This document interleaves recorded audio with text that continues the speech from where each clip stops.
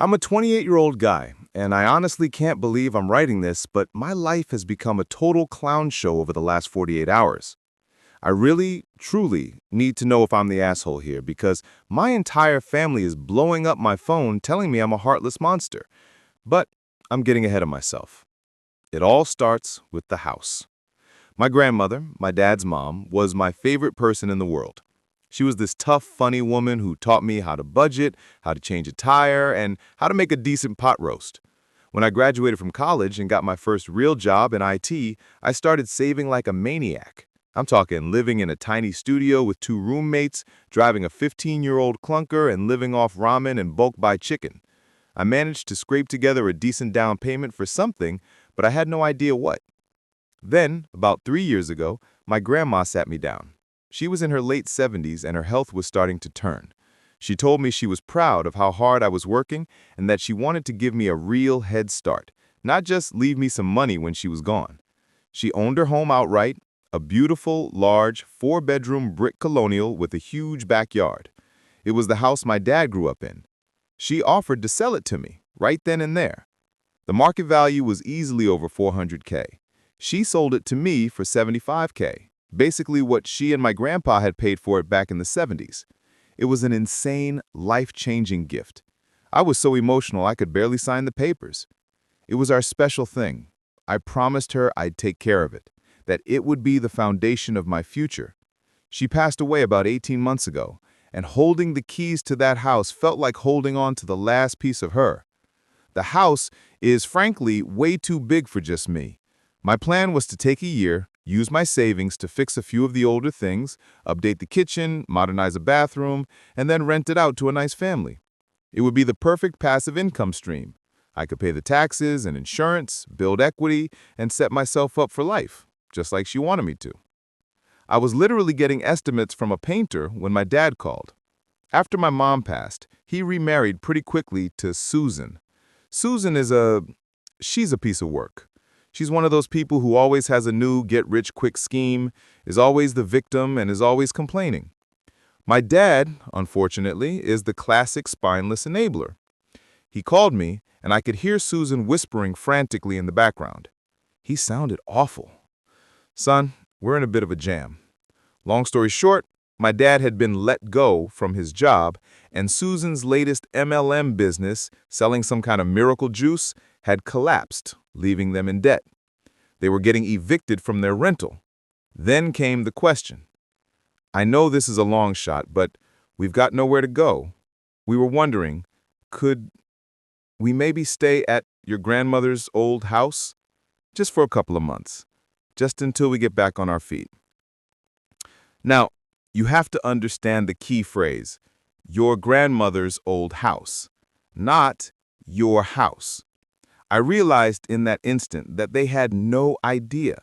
They just assumed the house was still in the family or tied up in the estate, or maybe that it automatically went to my dad. My dad is clueless about this stuff, and Susan just sees what she wants to see. They never once asked who owned it. And I'll admit, I didn't correct them. It felt awkward. He's my dad, and he was in trouble. I figured, what's the harm? It's a huge house. I wasn't even living there yet, as I was still in my own apartment closer to my job. So I just said, yeah, sure, Dad. The place is empty right now. I'll drop off a key. That was 14 months ago. A few months turned into a year. My own apartment lease ran out, and it seemed stupid to keep paying rent when I owned this huge, beautiful house. So I moved in. I figured it would be fine. We could all share the space. I was wrong. Susan got comfortable, way too comfortable. First, it was her furniture slowly replacing my grandma's classic pieces.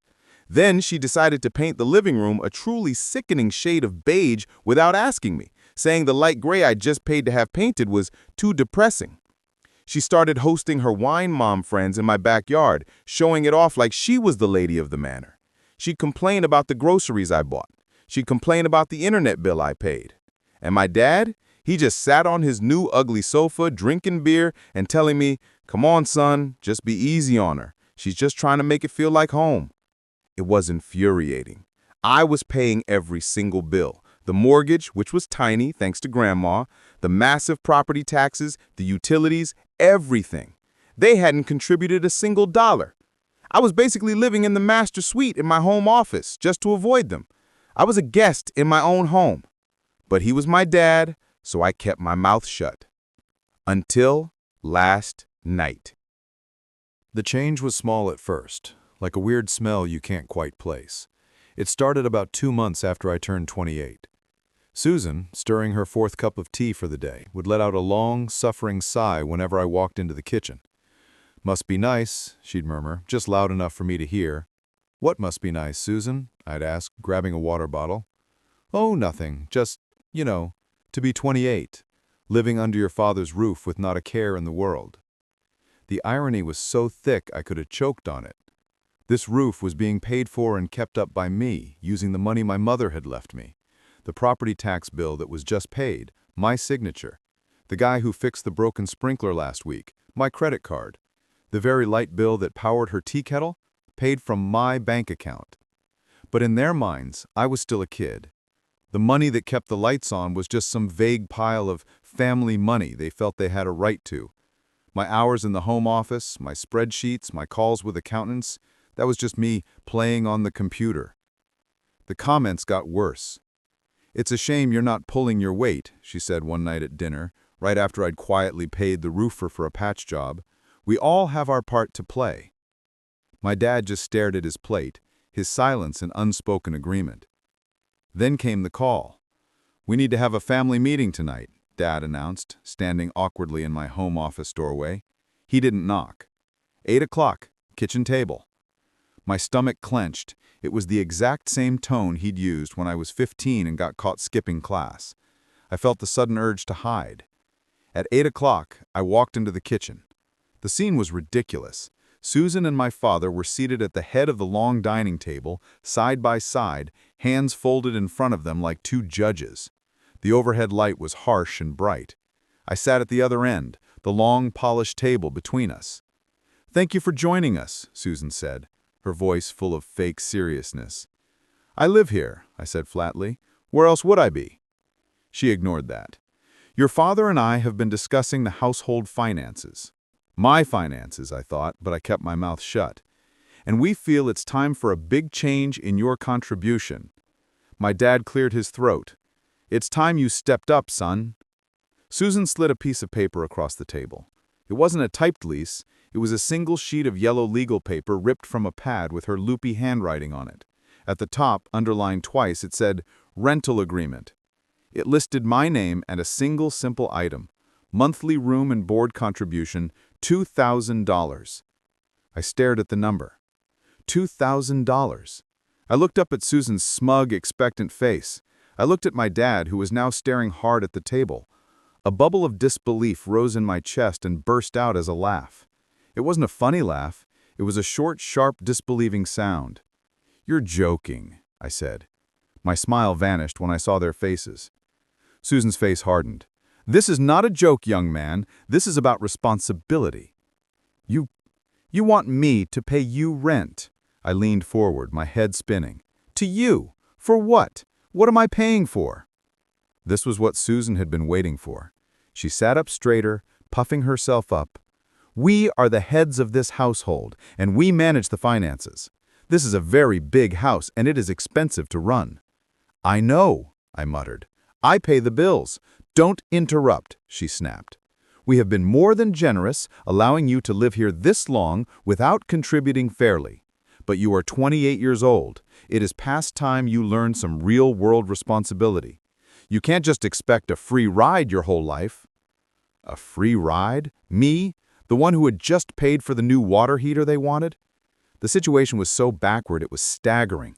It felt like my brain was short-circuiting. I looked to my dad, hoping he would see how crazy this was. He just fidgeted, avoided my eyes, and gave a weak supportive nod to his wife. "She's right, son," he mumbled, his voice flat. "We all have to pitch in." I just looked at them. The $2,000 agreement was still sitting on the table between us. "No," I said, my voice flat and quiet. "I'm not paying you rent." Susan's face, which had been set in a firm parental mask, turned bright red. What do you mean, no? This is not a discussion, it's what we've decided. We are the heads of this house. I'm not paying you $2,000 to live in a house I'm already paying for, I said. My dad looked shocked that I was talking back. Son, you need to respect your... Susan cut him off. She was furious now, leaning across the table. Respect? He's the one being disrespectful. This is our house, and these are our rules. We have been so good to you, letting you live here this long. If you don't like our rules, you can get out. You'll be on the street before you know it. And just like that, as soon as the words left her mouth, everything in my head went quiet.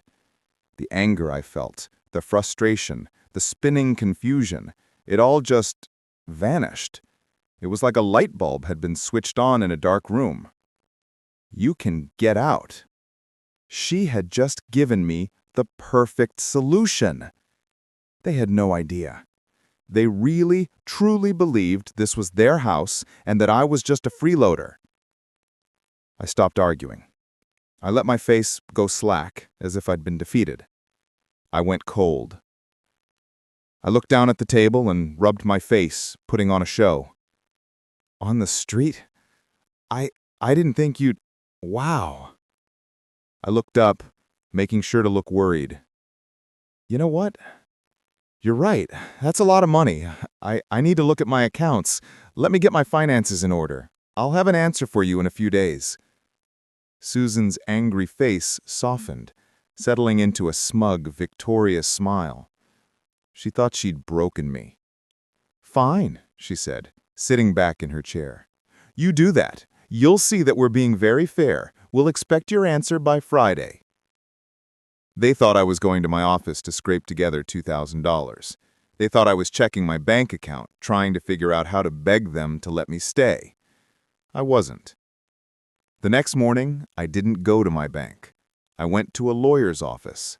I sat down and explained the entire situation, from my mother's will to the rental agreement. The lawyer didn't even blink. He knew exactly what to do. For a small fee, he drafted a formal, legal, 30-day eviction notice. After that, I went to my bank, but not to check my balance. I went to my safe deposit box. I pulled out the original property title and the deed of sale for the house.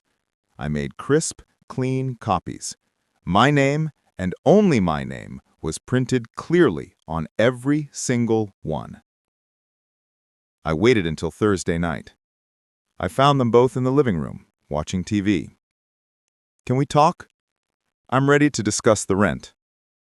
I led the way back to the kitchen table. It was like a rerun of the first meeting, but this time, I was the one in charge. Susan sat down with that same smug look on her face, like she'd won. Good, she said, smoothing her shirt. We're glad you've come to your senses and decided to be a responsible adult. I had a thin manila folder in front of me. I didn't say a word. I just slid it across the polished table to her. I've reviewed my finances, and I've made a decision about the living situation. She opened the folder. The smug look didn't fade right away. She pulled out the first paper. It was the copy of the property title. She frowned, confused. Then she pulled out the deed with my name in the owner slot. Her eyes scanned it, getting wider and wider. And then underneath that, she saw the last paper, the one with the official legal heading from the lawyer's office, the one that clearly said, eviction notice. Her head snapped up, her face paper white, her mouth opened but nothing came out. I leaned forward, just a little. You have 30 days to vacate my property. The silence that followed my words lasted maybe 3 seconds. Susan's white face flushed with a deep, splotchy red. She didn't just get angry, she exploded. "You can't!" she shrieked, a sound so high and thin it barely sounded human. She slammed her hands on the table, rattling the salt shaker. "You can't do this to us, we are your family." She jumped up from her chair, her eyes wild. "This is your father's house. Frank, tell him. Tell him this is your house." I just looked at my dad. He was exactly as she'd described him, white as a sheet. He looked like he was going to be sick. He knew it wasn't his house. He knew he'd been caught, not just in a lie, but in a betrayal. He was staring at the deed in the folder, his mouth opening and closing silently. Susan, seeing she was getting no support from him, turned her rage back at me. You ungrateful little son," my dad finally choked out, his voice a desperate whisper. He put a trembling hand out, not to me, but as if to quiet Susan. "Son, please, let's just calm down." He turned to me, his eyes wide and pleading. The power he'd held at the first meeting was completely gone, replaced by the panic of a cornered man. "Susan didn't mean it," he begged, his voice cracking. "She was just upset. We had no idea. We just thought, we were all pitching in. You can't kick out your own father, your family." The words, "we had no idea," were the worst part. It was a bald-faced lie. I didn't yell. I didn't need to. My voice was cold and steady, and it cut through Susan's sobs and my dad's babbling. I set you right there. I looked directly at my dad. You nodded along. You were going to kick me out of my own home and charge me $2,000 for the privilege. You were going to let me think I'd be on the street if I didn't pay you. I looked at both of them. You showed me exactly who you are, and I believe you. I stood up and pushed the folder with the eviction notice toward the center of the table. The 30-day notice is legal and final. Get your things. The next 30 days were absolute misery. It was a month of emotional warfare. The house was thick with a toxic, suffocating silence, broken only by Susan's loud, theatrical crying fits behind her bedroom door, or my dad's endless shuffling attempts at negotiation. The guilt trips were constant. "Your mother would be so ashamed of you," my dad would say, trying to find me in the office. "We'll have nowhere to go. You're sending us to a shelter," Susan would wail in the hallway.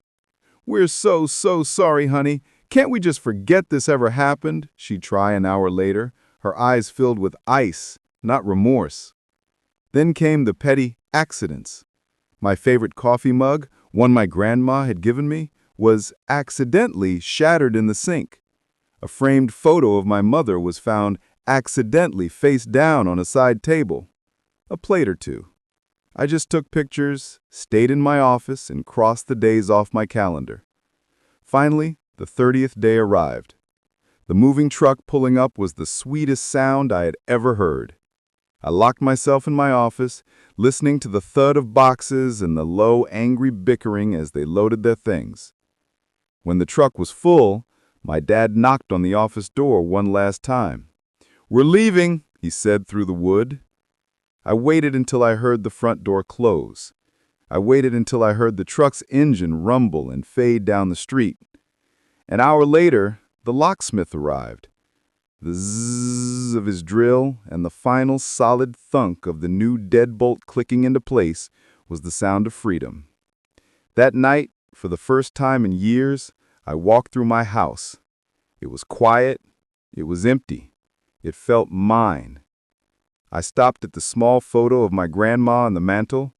I picked it up, wiping a small smudge from the glass. "It's my house again, Grandma, and it's staying that way." If there's one lesson to take away from all of this, it's that setting firm boundaries is not about being unkind, it's about self-preservation. This story is a tough reminder that you have to know exactly where you stand. Know what's yours, have the paperwork to prove it, and don't ever be afraid to defend your peace, even if it's from the very people you're supposed to be able to trust the most. If this story hit home for you, or if you know someone who is dealing with a tough family situation, entitlement, or just needs to hear that it's okay to stand up for themselves, please hit that like button and share this video with them. You never know who needs to see this. And of course, if you haven't already, Don't forget to like and subscribe for more stories. Thanks for listening, everyone. I'll see you on the next one.